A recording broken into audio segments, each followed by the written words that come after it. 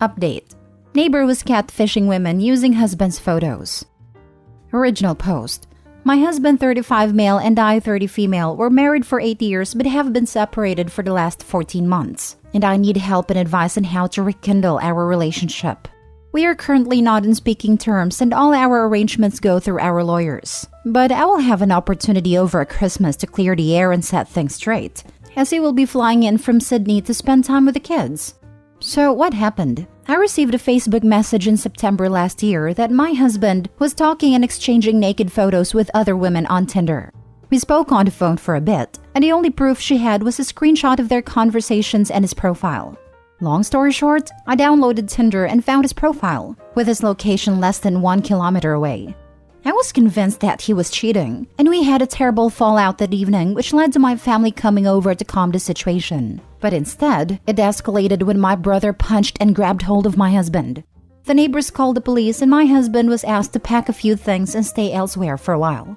We separated shortly after, and he has since moved to Sydney to be closer to his ailing father but sees our kids for a weekend twice a month.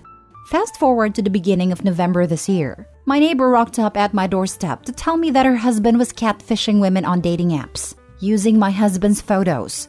He downloaded these photos from a MacBook that we lent him during COVID, and some of these photos were of intimate nature, and of me. The police are currently dealing with this. All of this has been relayed to my husband through his lawyer, but his response has been lukewarm, and he said we could talk about it over Christmas. I am so scared that we might be too far down the rabbit hole, and that he will likely push for a divorce. Even though I know that we love each other deeply, but this took a massive toll on our mental health, finances, and well-being of our 3 kids. What is the best way to approach him in December and make amends? Now for the top advice before reading the update. Wow, what a mess. I'm glad the police are involved in what that neighbor did. As for you and your husband, a lot is going to depend on 2 things. How much you both really do still love each other. How difficult it is for you both to have a truly serious, heart-wrenching, emotionally exhausting conversation. His logical side will likely understand why you thought it was true. After all, there were pictures. It would be easy to believe it was true. But his emotional side is going to be deeply hurt that you didn't believe him over the evidence. All you can do is sit down and try to work through it. Good luck to you. Thank you. I thought having a therapist present might help, but I have doubts and think it is better not to involve others. The aftermath was devastating for us both and more so for him when his friends and my family wrote him off. I still love him and never stopped, but I know it will be on his terms if he is willing to give it another chance. I am willing to do whatever it takes. What have you done to make amends and clear his name? Have you notified his friends and family that he was falsely accused and had been faithful the entire time? Has your family apologized? Has his friends reached out and apologized? Take a look at the definitions of regret that this happened versus remorse for the pain you caused them. I don't hear or feel remorse in your words, and I don't see remorse in your actions. Your husband experienced something that you will never understand. 1. False accusation. 2. An assault from your brother. 3. Spousal alienation. 4. No right of recourse against the false claim. 5. A complete lack of loyalty from his wife. 6. A complete lack of respect from his wife. 7. The loss of his life he had from a false allegation. 8. Parental alienation from his children. 9. Familial alienation from his in-laws. 10. Alienation from his friends. 11. The police were called and he had to leave. 12. You separated from him. 13. Your husband has already completed his grieving process. You ask, are you too far down the rabbit hole? Yes. I am afraid there is no going back for you. You chose to not listen to him when he said it was not him. I agree. I don't think there's coming back from that. I understand you had reasons to believe he might be cheating, but it seems he had no chance to defend himself. And getting your family involved made everything even worse. He was hit and was told to leave his house by the police. Has been living away from his kids for the past 14 months and has been treated as a villain by friends. You say you love him, but I don't think love could erase everything you two have been through and rebuild trust. If Opie had posted here when she originally got the message and found his profile, I guarantee everyone would be telling her she was stupid to believe her husband saying it wasn't him, and that she'd be back here in 6 months with an STD. It's weird how self-righteous people are being now with the benefit of knowledge she didn't have. And now for the update. Hello everyone. I have had quite a few people ask for an update on what happened after we discovered that my neighbor was using my ex's photos to catfish other women. Unfortunately, after having sat down and discussed things, it was decided that our marriage was beyond repair and that we should go our separate ways. He is currently in therapy and has requested that we have a clean break with no future contact in the future. I intend to respect his wishes and will continue to communicate through his lawyers on matters that concern our kids. I have since cleared the air with our families and friends and still actively works towards repairing his reputation. I would also like to clarify the attack and why my parents came over in the first place. The night of the argument, I called my mother to ask if I could drop off our kids and if they could spend the evening there, but she was concerned about my emotional state and asked that I stay put and they would come to fetch the kids instead. They arrived, and my brother opted to stay outside while my parents came inside to grab the kids and their bags. At this point, my father asked to talk to my ex and calm the situation, and my mom dragged me away to get the kids and their bags ready. My brother was very confused when we came outside and was triggered by my mom saying that my ex might have cheated.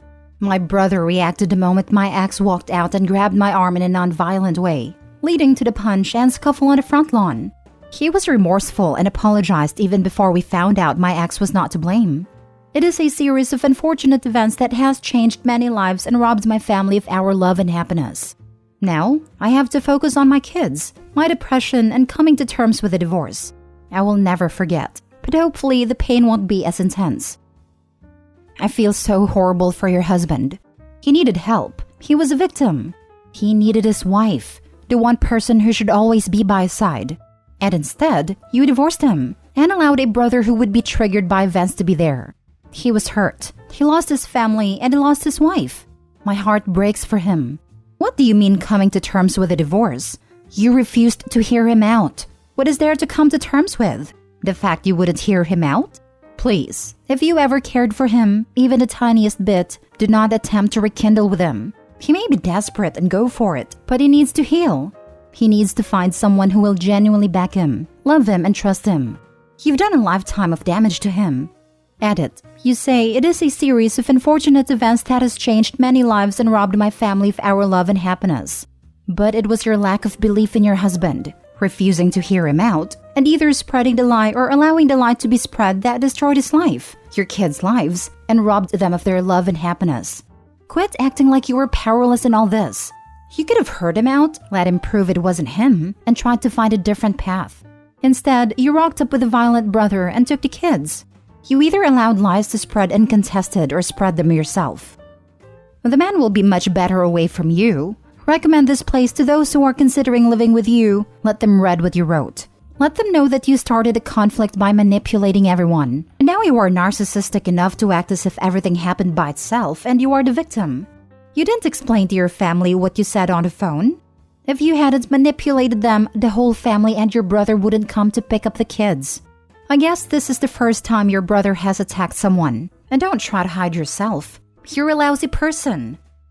I would be carrying that neighbor to court for identity theft, digital theft, revenge crime, and emotional damages for destroying my marriage. Oh yeah, that would be my first course of action soon as I heard of it. Since OP has already been talking to and through a lawyer, I don't think it'd be crazy to ask either who could help her in this case. Oh my god, this is awful.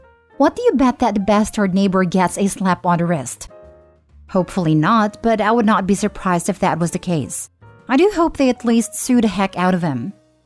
Hopefully OP put neighbor on blast on Facebook, next door, the local newspaper, etc. I would go 100% nuclear revenge at that point. Next story. Update. I introduced my brother-in-law to the woman he cheated on my sister with. Original post. I, 23 female, feel like such a jerk. My sister Gwen, 38 female, has been married to Jacob, 39 male, for 10 years. I've had a best friend Ellie, 21 female, since middle school. She's always been around, but in 2020, I started inviting her around more because her mom died of COVID, so she didn't have any family around. So I invited her to holiday parties, family get-togethers, etc., so she'd feel part of a family. Then last night, we found out from texts my sister found in Jacob's phone that he's been sleeping with Ellie, and she might be pregnant. My sister is devastated and took their kids to come live with our parents. I feel so guilty. I'm the one who brought her around and invited her to stuff. I feel like it's all my fault. My sister's life is ruined. Her kids are really upset, but I don't know what else I can do other than say sorry. Now for the top advice before reading the update. You aren't responsible for that. Your friend probably wouldn't have gotten involved with your brother-in-law if her mother hadn't died. Her age and grief made it easier to take advantage of her. Are you going to continue being friends? If she's really pregnant and they're really together, it means she'll be the mother of my nephew's half-sibling. So I don't want to say anything to her until I figure out what my sister wants me to do. She looked at your sister and your nephews, then slept with your brother-in-law. That is the deal breaker in my opinion. She can't say he lied to her about being married or any of the rest. I'm not going to still be friends with her, obviously. I'm just saying I'm not saying anything to her. This isn't even remotely your fault. Ellie was barely an adult when this started, and it seems as if she's been around since her preteen years. She has no family, and it seems as if she has been groomed. Your brother-in-law's a predator, and this is not your fault. What a mess. I would try to get her side to the story, though. Don't take away the responsibility from Ellie as well. She is as much of an adult, and quite frankly, a horse's butt. Now for the update. So in the first post, I detailed that my brother-in-law Jacob, 39 male, cheated on my older sister Gwen, 38 female, with my best friend Ellie, 21 female after 10 years. We found out when Gwen found texts on Jacob's phone from Ellie talking about how she was pregnant. My sister is still really upset. She's not doing well at all. The kids all have a really good relationship with Jacob, so that didn't make it easier. They were asking about him constantly and crying for him. She went back home 2 days ago. She's living in the main part of the house while he's living in a garage apartment. My sister asked me to talk to Ellie to find out as much of her side as we can. She is pregnant, and apparently her and Jacob have been dating a while. He told her my sister had a drinking problem and was emotionally abusive to him and the kids. I told her that was all a lie, and if she really thought that was true, why wouldn't she talk to me about it? She said she thought I'd lie for my sister. I know you all probably think I'm crazy because I'm so emotional when I'm not usually, but I'm so sad for my sister. But also, I feel guilty because I also just sat down and sobbed the other day. Because she was my best friend for so many years, and she must completely lied and misled me and made up stories to keep her dating him a secret. She wasn't really my friend at all, and I had no idea. And I know this is about my sister and her kids and not me, but I feel so sad about that. A lot of people seemed confused about when they met. 2020 was just when her mother died and I started bringing her to big family events, holidays and stuff. Jacob and Ellie have known each other since me and her became friends when we were kids, because my sister was still living at home when they started dating. I wouldn't ever say that him and Ellie were particularly close or anything, so I don't know if any grooming or anything like that happened. Ellie doesn't have any family, so I don't know who would even look for proof of that or not. My sister has already hired a lawyer. Jacob says he's sorry about the infidelity, but says he's ready to move on with Ellie. Everything just really sucks now. The only one who doesn't seem affected by any of this is Jacob, who has just been acting completely normal and just hanging out with the kids a lot. My sister said he almost seems cheerful about all of this. To hell with Jacob and Ellie. I just don't know how they could lie to us for so long. Because they don't have a conscience. Also, don't believe Ellie for a second about what brother-in-law said about your sister. If she has known you since middle school and has been around the last couple years, she has seen firsthand their interactions. I call it a huge pile of horse manure, and she's just a horrible human being. Well, a snake. She bites the hand that feed her. Harp on Ellie all you want. She's a deliberate homewrecker, liar, and a terrible friend. But don't ignore Jacob in this. The man cheated on his loving wife, the mother of his children, with a girl who was underage when he met her in his early 30s. He was an adult when she was born, and he lied to her to get in her pants. Then he didn't even use protection. What a POS. Honestly, don't worry about Jacob and Ellie, and cut off contact with them both. There's no reason you need to be in their lives anymore, and they'll get what's coming to them. Ellie has no mother, and has saddled herself with a guy who is 18 years older than her, and lies and cheats for 18 plus years. Her hell will be here as soon as he finds another barely legal adult to cheat on her with. Not to mention she's giving up her entire young adulthood for this. Jacob may seem unaffected now, but he's going to have a world of hurt coming his way with all the legal and financial requirements that come with a divorce, with proof of infidelity if you're in a state that cares about that, child support, and possibly alimony. He will eventually go through the same thing with Ellie when he knocks up either one of her friends or some other almost teenage girl that he's manipulated into believing Ellie's a terrible person. Basically, their lives in a relationship are a ticking time bomb before they implode because of each other's crappiness. None of this is your fault. If it wasn't Ellie, Jacob would have found some other girl with emotional issues to suck her into an affair with. Don't worry about them. They'll get what's coming to them. Focus on supporting your sister through all of this and helping however you can.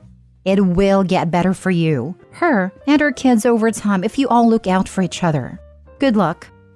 You can be emotional for yourself and the own betrayal you went through from your best friend while still being sympathetic and sad for your sister. Don't feel guilty for that. Events like this don't just affect one person. It is obviously going to affect you, your sister, her kids, likely your parents, but all to varying degrees. I'm sorry you had to find out your friend did not value your friendship this way. If she had valued your friendship, she wouldn't have had a relationship with your married brother-in-law. Whether she was groomed or not, it's not your responsibility now to figure any of that out. Thank you. It's just a really hard time, so I think I just don't know what I feel bad about.